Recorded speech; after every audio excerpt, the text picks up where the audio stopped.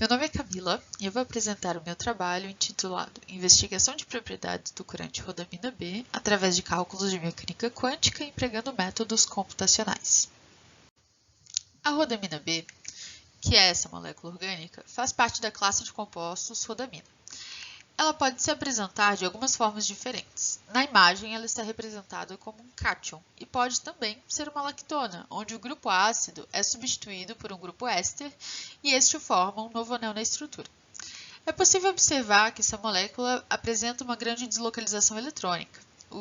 Isso é o que produz a cor rosa intensa característica desse composto. Por causa disso, uma das suas aplicações é como corante orgânico, e ela já foi muito empregada na indústria têxtil e cosmética. Outra propriedade muito importante desse material é a fluorescência, que é o fenômeno onde o material absorve raio-x e emite ondas no comprimento do visível.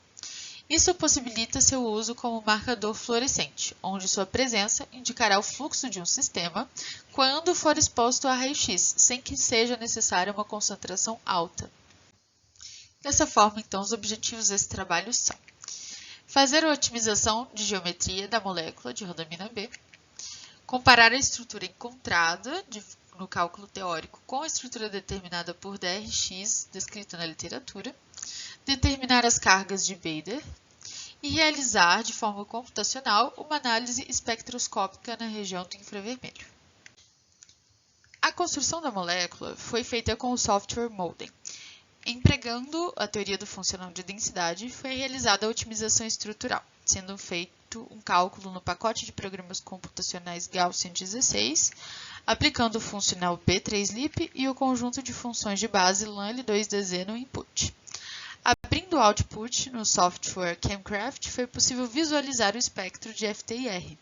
E também, a partir do resultado desse cálculo anterior, foi realizado um novo cálculo no MultiWFN, que é um programa de análises eletrônicas de função de ondas, sendo obtidas as cargas de Bader.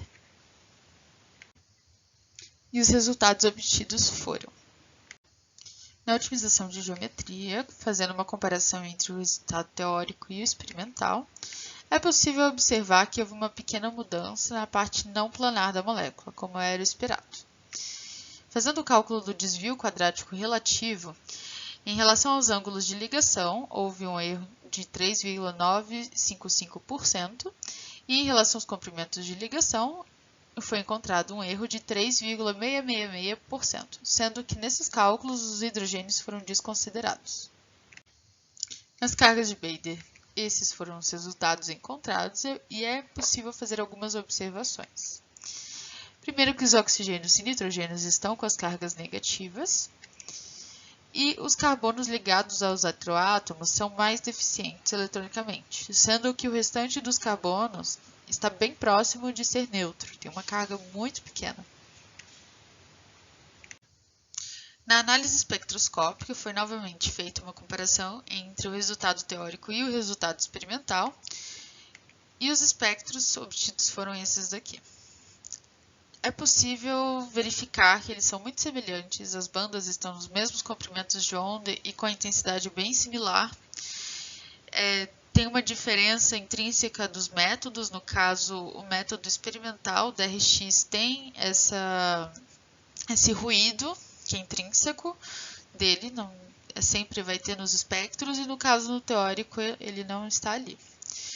E no ChemCraft foi possível visualizar qual banda correspondia a qual vibração. Então eu trouxe 3 aqui que foram as que mais se destacaram. Em 1600, a banda acima de 1600 corresponde aos estiramentos das ligações carbono-carbono aromático. A banda em 1740 corresponde ao estiramento da ligação C-O da carbonila.